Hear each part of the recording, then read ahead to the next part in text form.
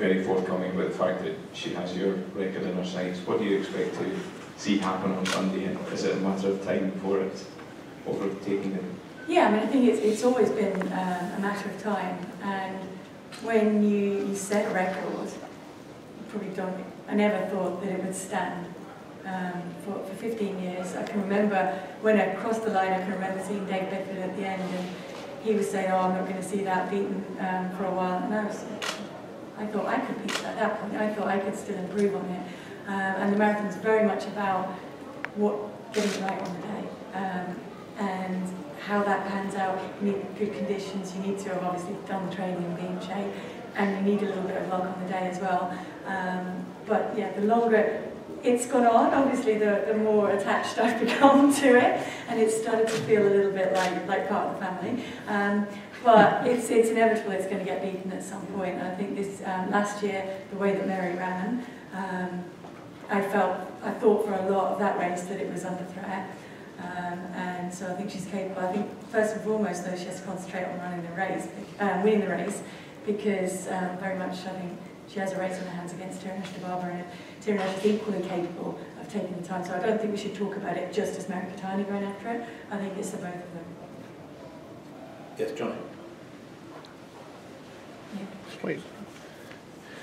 Paula, throughout your professional career, you're always very outspoken against, doping, that sort of thing. And I know that some people, when they see the time, it's just so far out in front that they wonder, how this couldn't possibly have been done clean. But, you've always been, very outspoken against anti-doping. I'm wondering, when people question your record, do you think that the fact that others are now approaching it and that people are talking about it being broken again, does that make you feel vindicated at all? No, because I didn't feel guilty in the first place, because I know that I worked very, very hard for that, and I ran it clean, and I'm proud of that, and I will always know that. So it wouldn't make me feel vindicated, and it's like catch-22. People say, oh, if they beat your time, then that will mean that you're vindicated, but I was never guilty of anything in the first place, and I would, as you say, would I rather keep my record? And people are always going to say things. People are always going to try and accuse of things. So I wouldn't swap my record for that in the same way that I wouldn't swap my record for an Olympic gold. It is what it is. I worked very hard for it. I'm very proud of it. Yes.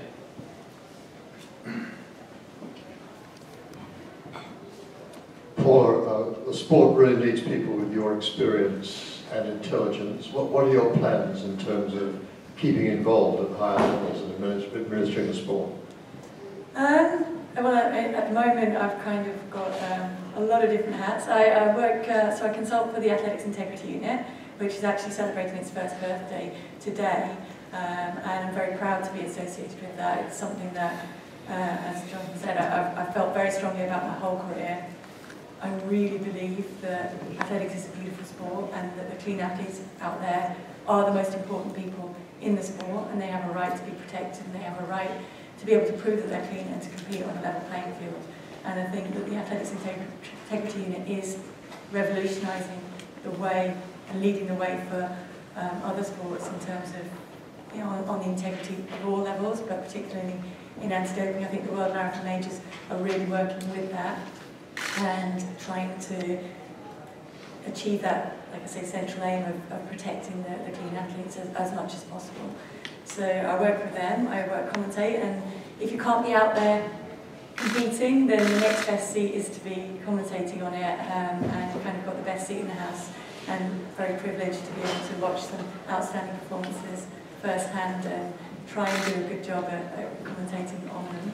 And then I think being a mum, being involved in local athletics races, ambassador for different races, still an ambassador for Nike, and being involved with just trying to encourage as many people as possible to be involved in our sport and to have a good experience within our sport.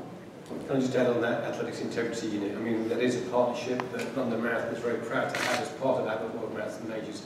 And as Paula said, if we do not have a sport with integrity, we don't actually have a sport. It is so important. The chiefs do not have a place, and the Athletics Integrity Unit is a great initiative, and we're delighted to support it, and I just really wanted to emphasise that.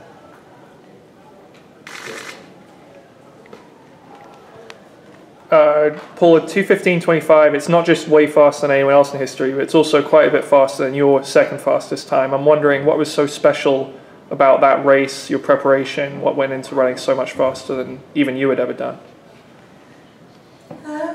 I think, as I said, I built on the preparation that I had for Chicago. Chicago wasn't ideal conditions by any means, so already in better conditions I knew I could run better.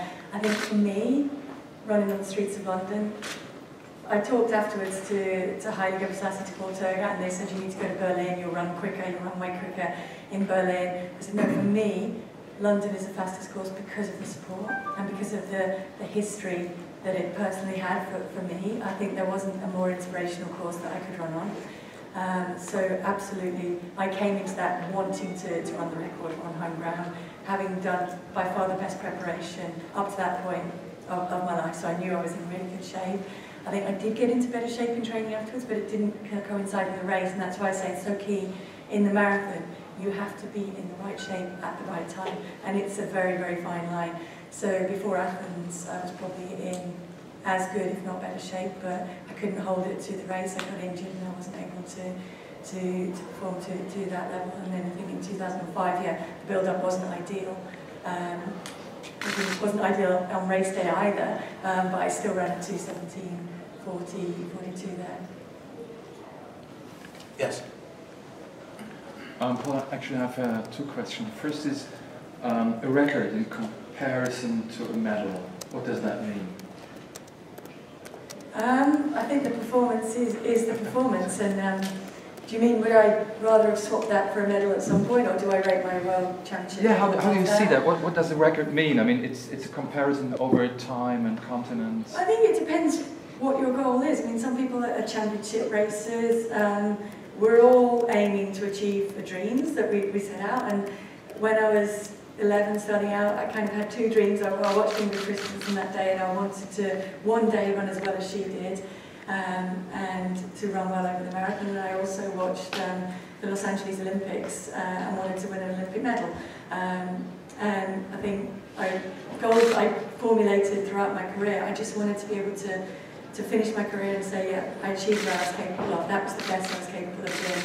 And I think on that day in 2003, everything came together, and it came very, very close to being the best that I was capable of doing. So that's why I kept working as hard as I did in the closing stages. That's why my head was going as hard as it was there, because I was very conscious of the fact that I might never get this again. I might never get a day where everything comes together. I'm in this shape, the conditions are good, things go to plan in the race, and this is kind of that Blue Ribbon moment that you want to achieve. So I wanted to put the record out there as much as possible so that it had a chance for standing as long as it did. And then I went into championship races and I wanted to get those championships. And maybe I wanted the Olympics a little bit too much and overcooked it a little bit too much in training. Maybe it's just bad luck, but I don't believe in having regrets, because we try our best to do what we can. And I have the World Championship, and I have times that were probably as fast as I was capable of doing. My 3,000 metre PB was probably above what I felt I was capable of doing. Were you sad when somebody else takes it on Sunday?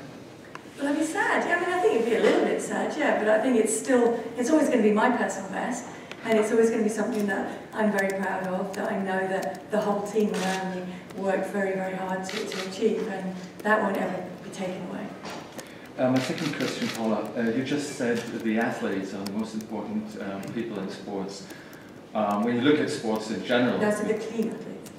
Oh, sorry, yes, of course, we have to be correct. Clean athletes are the most important. Do you have the impression that all federations and all organizations in sport regard it the same way as you do? And if, as I presume, it's not that way, what should athletes do actually right now? I think, no, you're right. A lot of people lose sight, certainly within the hierarchies of the sports.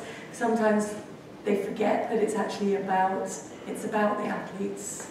It's about the parents who want to take their children down to the local athletics club and get them involved in the sport, and want to know that they're going to be on a pathway where they're going to be able to achieve as much as they're capable of achieving, and aren't going to be cheated and aren't going to be offered ways to cheat either.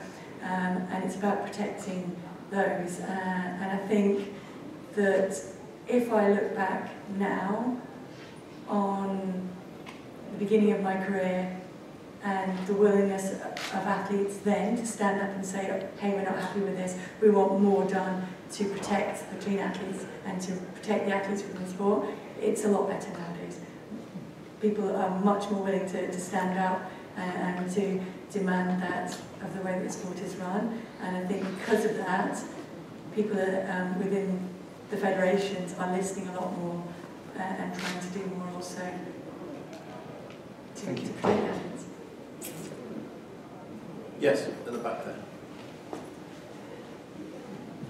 I just wondered with